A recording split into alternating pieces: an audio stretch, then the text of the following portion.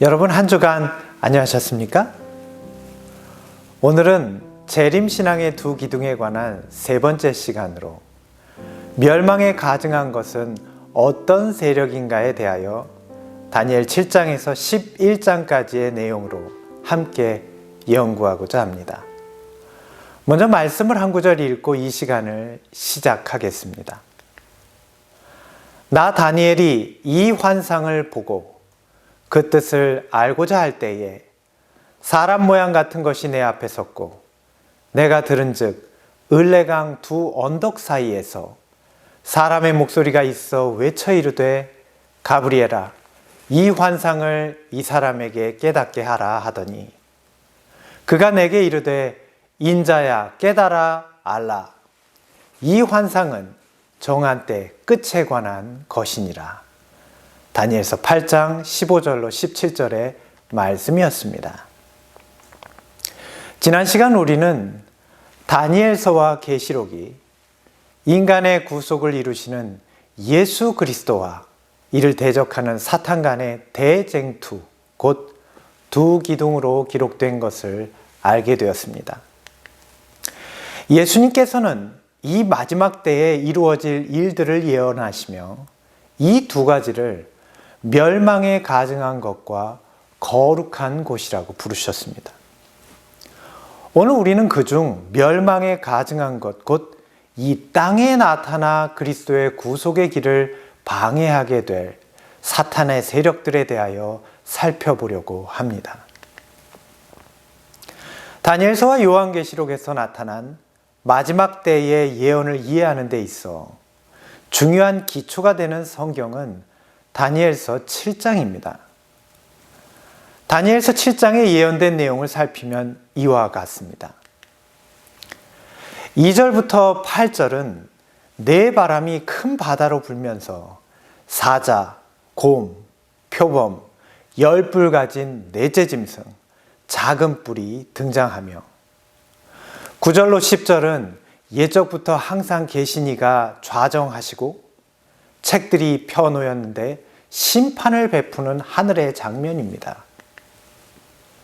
11절로 12절은 땅의 짐승을 보여주며 13절로 14절은 다시 하늘의 장면으로 바뀌면서 인자 같은 이가 하늘 구름을 타고 옛적부터 항상 계신 이에게 나아가서 나라와 권세와 영광을 받는 내용입니다.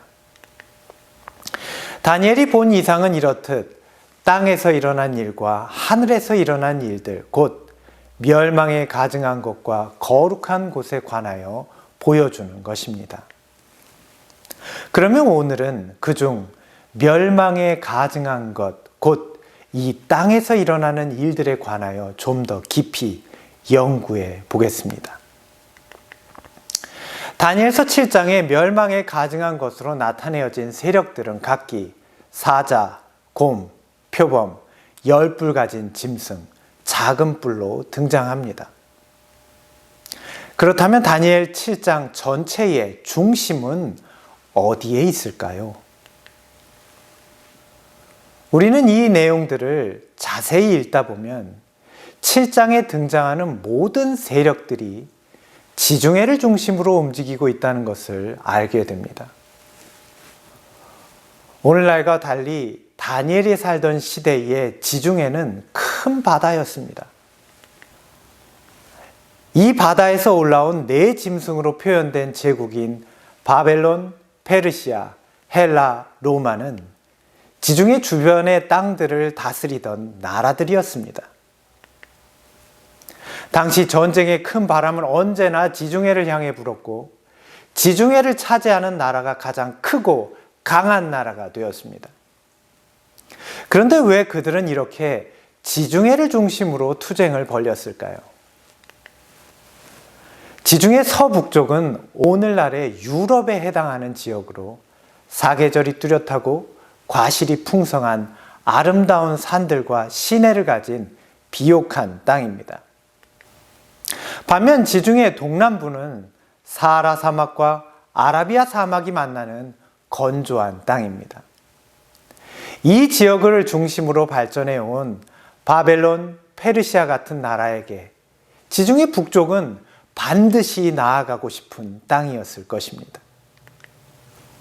하나님께서는 다니엘에게 이 예언을 주신 배경이 바로 이것으로부터 출발하는 것을 말씀하고 있는 것입니다. 지중해는 앞으로 세상 역사에서 지중해의 패권을 두고 싸움을 벌이게 될 네 제국을 보여주며 그들은 모두 지중해 북쪽을 차지하기 위하여 남방과 북방으로 나뉘어 오랜 시간을 큰 전쟁으로 벌이게 될 것이었습니다. 또한 우리는 다니엘서 7장에서 지중해 바다에서 올라오는 네 짐승 가운데 넷째 짐승인 로마가 그 모든 중심에 서 있다는 것을 알게 됩니다. 왜일까요? 이에 내가 넷째 짐승에 관하여 확실히 알고자 하였으니 곧 그것은 모든 짐승과 달라서 심히 무섭더라. 또 그것의 머리에는 10뿔이 있고 그 외에 또 다른 뿔이 나오매 내가 본즉 이 뿔이 성도들과 더불어 싸워 그들에게 이겼더니. 다니엘서 7장 19절로 21절의 말씀입니다. 우리가 보는 바와 같이 로마는 이 지중해를 완전히 장악하고 가장 강력한 패권자가 되었기 때문입니다. 뿐만 아니라 넷째 짐승인 로마 제국은 이후 사라지지만 그 세력은 10뿔과 작은 뿔로 대표된 오늘날의 유럽과 교환권이 되어 세상 역사의 마지막까지 하나님의 나라를 대적하는 세력이 되기 때문입니다. 그럼 넷째 짐승과 작은 뿔에 대하여 좀 더 깊이 알아보도록 하겠습니다.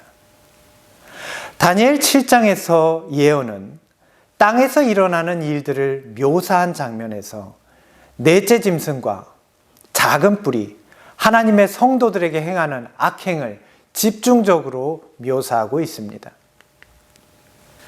이어지는 말씀에는 이때에 나타나게 될 하늘의 일들을 다니엘의 이상으로 잘 보여주고 있습니다.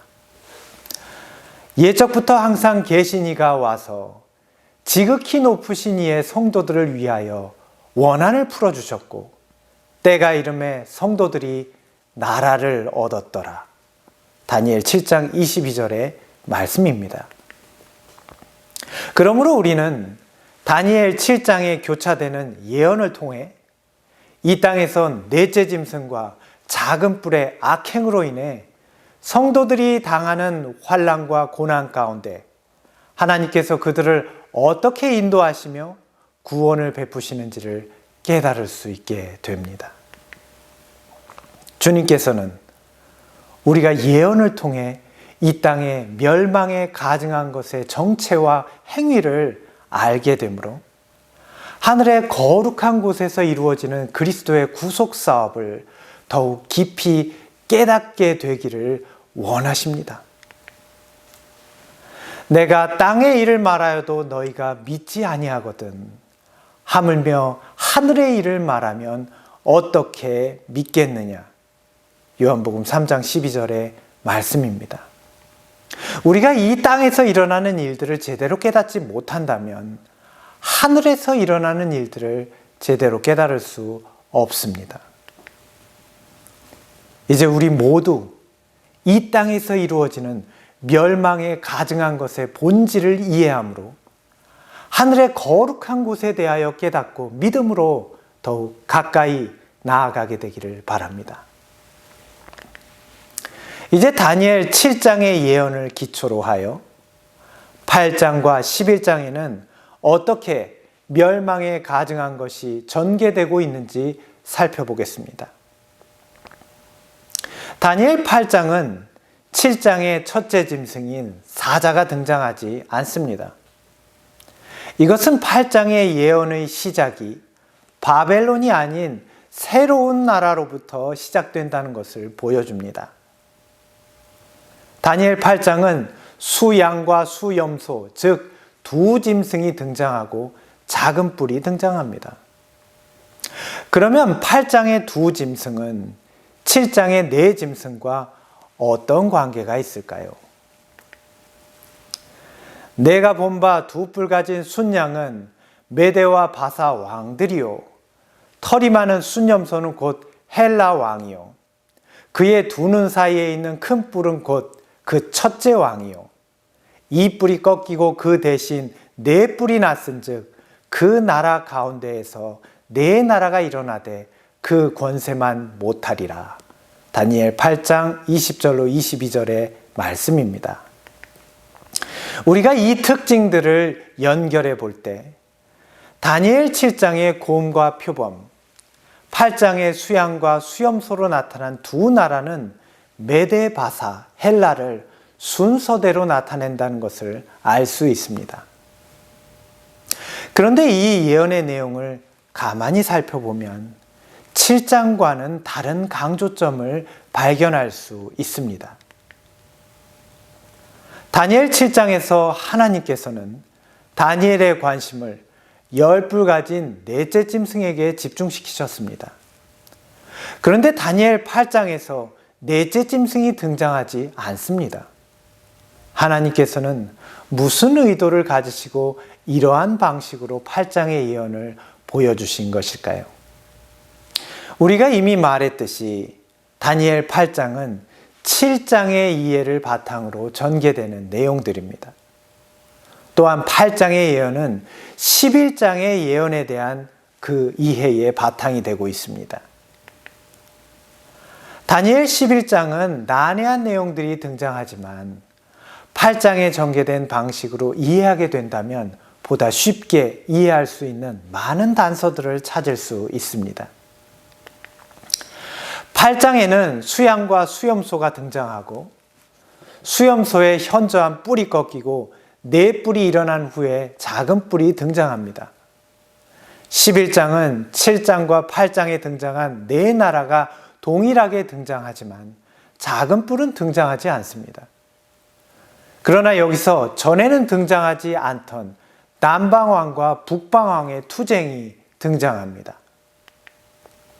여기서 우리는 7장에서 중요하게 다루셨던 넷째 짐승과 작은 뿔의 관계를 8장에서는 왜 넷째 짐승 없이 작은 뿔로만 나타내셨는지 궁금해집니다. 또한 11장에서는 어떻게 넷째 짐승과 작은 뿔에 대한 것을 모두 생략하고 전혀 다른 북방왕과 남방왕의 투쟁으로 묘사하셨는지 하나님께서 예언을 전개하시는 방식에 대하여 깊이 생각하게 됩니다. 하나님께서는 우리에게 무엇을 보여주려고 하시는 걸까요? 여기서 우리는 하나님께서 우리에게 일깨우고자 하시는 중요한 한 가지 사실을 다니엘 7장부터 나타난 예언의 전개 방식으로 깨닫게 됩니다. 그리스도인 구원을 위한 필수적인 요소는 거듭남입니다. 이러한 죄로부터의 거듭남은 이에 앞서 인식의 거듭남이 있어야 합니다. 우리는 행동에 앞서 하나님을 향한 우리의 생각과 관념, 욕망과 감정의 거듭남이 필요합니다. 생각은 행동을 낳고 행동은 습관이 되며 습관은 품성으로 고정되기 때문입니다. 이런 의미에서 하나님은 우리를 전인적인 거듭남으로 이끌어가고 계십니다. 예언을 연구하는 우리의 자세에 있어서도 이러한 거듭남이 요구됩니다. 하나님께서는 예언을 깨닫는 우리가 세속적인 관념으로부터 벗어나는 인식의 전환, 곧 인식의 거듭남이 있도록 우리를 인도하고 계십니다. 내가 네게 거듭나야 하겠다 하는 말을 놀랍게 여기지 말라. 육으로 난 것은 육이요 영으로 난 것은 영이니 성령으로 난 사람은 다 그러하니라. 요한복음 3장 7절로 8절의 말씀이었습니다. 우리가 다니엘서 7장에서 8장과 11장을 연구하게 될 때 전혀 예상치 못한 예언의 전개에 당황하게 되지만, 우리는 이렇게 우리의 인식을 벗어나는 예언을 연구하면서 더욱 간절해지는 한 가지 마음이 있습니다. 그것은 이 세상의 거대한 역사의 흐름 가운데 살아계신 하나님의 계심을 인식하게 되는 것입니다. 우리는 이렇게 멸망에 가증한 것과 거룩한 곳 모두에서 역사의 주관자가 되시는 하나님 앞에 더욱 겸비하게 되고, 더 나아가서 그 가운데 우리를 이끄시는 그분의 뜻을 순종하게 됩니다. 다니엘 7장과 8장 그리고 11장에는 이 수천 년에 걸친 선악의 대쟁투를 하나님께서 어떻게 주관하고 계신지 전혀 다른 예언의 전개로 우리의 인식을 거듭나게 하시고, 이 유수한 역사 가운데 하나님을 온전히 인식하게 하시는 하나님의 놀라운 모략이 포함되어 있습니다. 이제는 다니엘 11장에 멸망에 가증한 것이 어떻게 전개되고 있는지 살펴보겠습니다. 다니엘 11장은 5절로 45절까지 남방왕과 북방왕의 투쟁으로 예언을 나타내고 있습니다. 그런데 우리는 여기서 반복되는 한 결과를 확인할 수 있습니다. 5절로 24절에 보시면 남방왕과 북방왕이 투쟁을 하던 중에 북방왕이 승기를 잡고 우위를 점하게 됩니다. 이어지는 25절로 39절에는 다시 남방왕과 북방왕이 투쟁이 전개되지만 결국 북방왕이 다시 우위를 점하게 됩니다. 40절에서 다시 남방왕이 북방왕을 공격하지만 이후 최후의 멸망의 때까지 북방왕의 우월한 공격으로 마무리됩니다. 다니엘서 11장의 이 내용은 메데 페르시아 시대 이후 2500년의 역사를 나타냅니다. 헬라 왕 알렉산더가 죽은 후 분열된 네 나라를 차지한 군인 황제들의 시대가 지나고 이어지는 역사를 하나님께서는 남방왕과 북방왕의 투쟁으로 설명하시는 것입니다. 다니엘 7장에서 헬라 제국 이후 나타난 10뿔 가진 짐승과 작은 뿔, 로마와 교환권은 다니엘 8장에서는 둘 다 작은 뿔로 묘사되어 같은 세력임을 보여줍니다. 이것은 다니엘 11장에서 북방왕의 세력으로 다시 보여지고 있습니다. 우리는 여기서 다니엘 7장과 8장, 11장의 내용이 모두 로마와 그로부터 올라오는 작은 뿔에 주목하게 하는 것을 깨닫게 됩니다. 그러면 이제 우리도 넷째 짐승과 작은 뿔에 집중하여 이 예언들을 다시 한번 살펴보겠습니다. 이 예언들의 기초가 되는 다니엘 7장에는 교환권이 로마의 10뿔에서 비롯되는 것과 교환권이 하나님과 성도들을 대적하는 일들과 교환권의 때가 한 때와 두 때와 반 때, 곧 1260년이 될 것을 증거하고 있습니다. 8장은 로마와 교환권을 동일한 세력으로 보도록 우리의 시선을 집중시키고 있습니다. 다니엘 8장 10절에는 이것을 잘 묘사하고 있습니다. 그것이 하늘 군대에 미칠 만큼 커져서 대적하며 그에게 매일 드리는 제사를 없애버렸고 그의 성소를 헐었으며 그의 악으로 말미암아 백성이 매일 드리는 제사가 넘긴 바 되었고 그것이 또 진리를 땅에 던지며. 로마와 교환권은 각기 다른 시대의 세력이지만 하나님의 진리를 두고 대적하며 그리스도의 성소 사역을 무너뜨리고자 공격하는 데 있어서 그들은 서로 이어지는 같은 세력임을 발견할 수 있습니다. 11장에서는 교황권을 작은 뿔로 말하지 않고 북방왕으로 지칭하고 있습니다. 그런데 북방왕이란 명칭에서 우리는 매우 흥미로운 한 가지를 발견하게 됩니다. 이 북방왕의 신원에 대하여 다윗은 그의 시편에서 하나님을 북방왕으로 묘사하고 있다는 것입니다.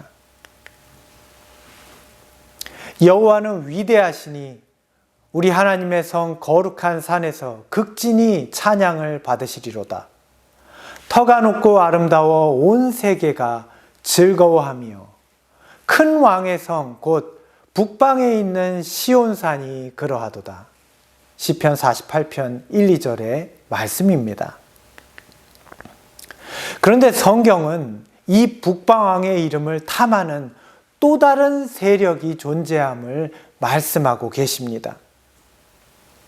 내가 내 마음에 이르기를 내가 하늘에 올라 하나님의 뭇별 위에 내 자리를 높이리라. 내가 북극 쥐폐의 산 위에 앉으리라. 이사야 14장 13절의 말씀입니다.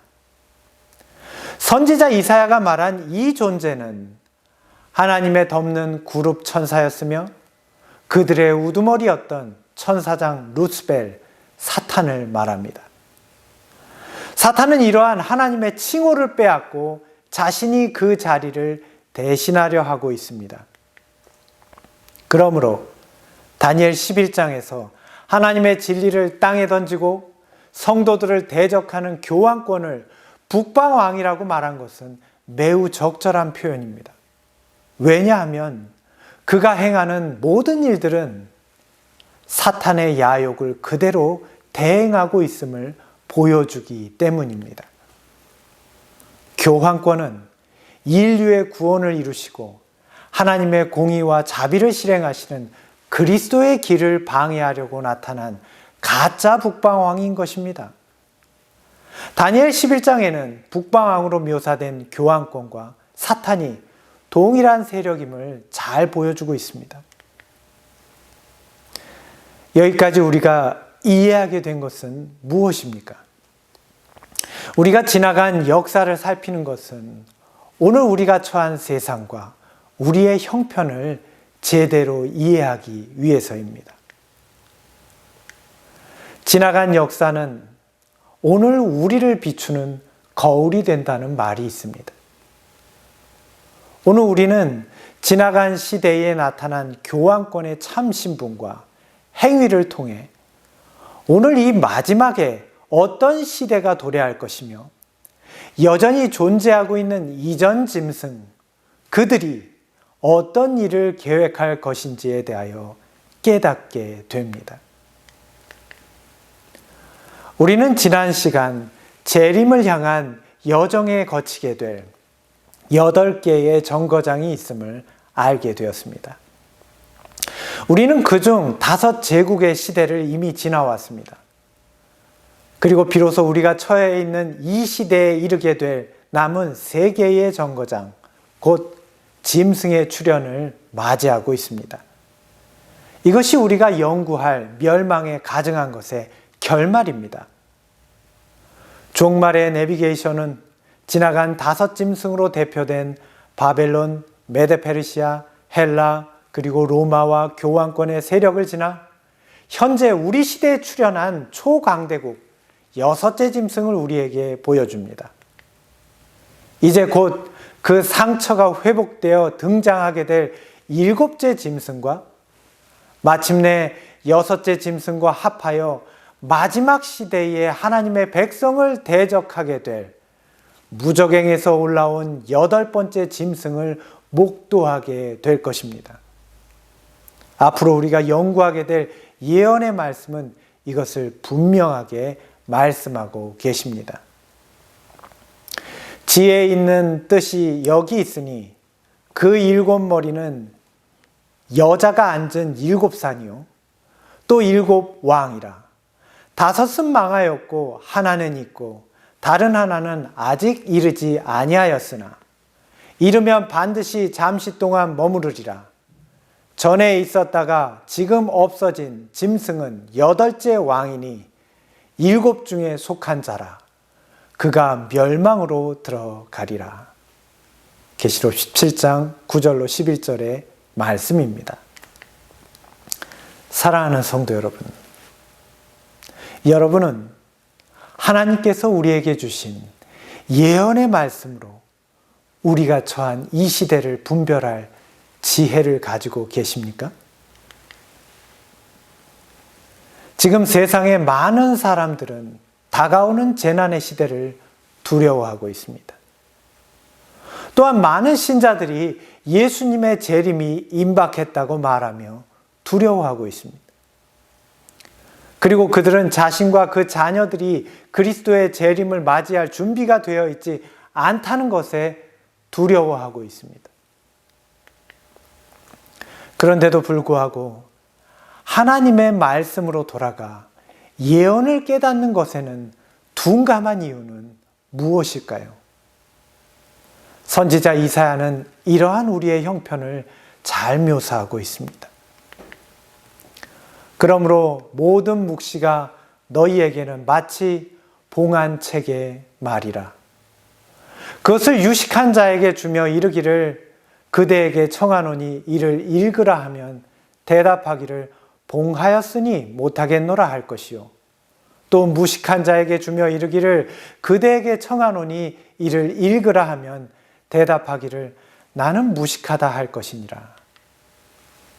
주께서 가라사대 이 백성이 입술로는 나를 가까이하며 나를 존경하나 그 마음은 내게서 멀리 떠났나니. 이사야 29장 11절로 13절의 말씀이었습니다. 오늘 우리가 이런 처지에 있지는 않습니까? 내가 말씀을 깨닫지 못하는 것은 글이 없어서가 아니며 책이 없어서가 아닙니다. 그것은 우리가 피곤하기 때문도 아닙니다. 우리가 입으로는 하나님을 가까이 하나 우리의 마음은 하나님으로부터 떠나 있는 것입니다. 그러나 사랑하는 성도 여러분, 우리가 지금이라도 주님의 권면을 깨닫고 주의 말씀으로 우리의 마음을 돌이킨다면 우리는 이 환난의 시대에 우리를 인도하시는 성령의 말씀을 예언을 통해 깨달을 수 있게 될 것입니다. 주님께서는 절망 중에 거하는 그 백성인 우리에게 예언을 깨닫게 하십니다.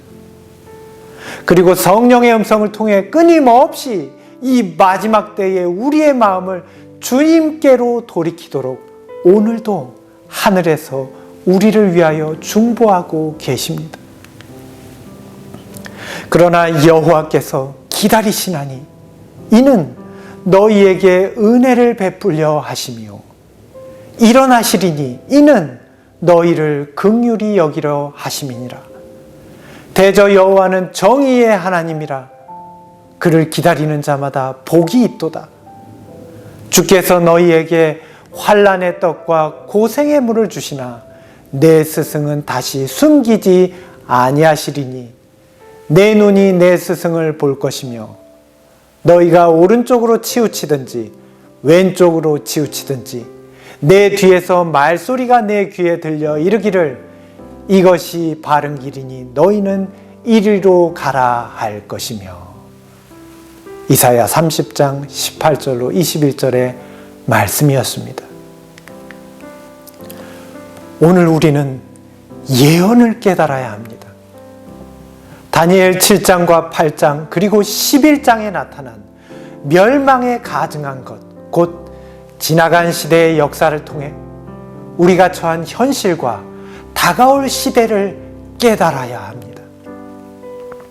또한 이로 인해 더 분명한 길, 예수 그리스도께서 우리의 구속을 이루시기 위해 걸어가시는 길을 발견하고 바로 지금 우리를 초청하시는 하늘 대제사장이신 예수 그리스도의 초청을 깨닫게 되시는 여러분 모두가 되시기를 간절히 소망합니다. 여러분 모두가 이 예언을 통해 진리를 깨닫고 그 결심을 굳게 하시기를 간절히 기도드리겠습니다. 오늘 말씀을 마치겠습니다. 감사합니다.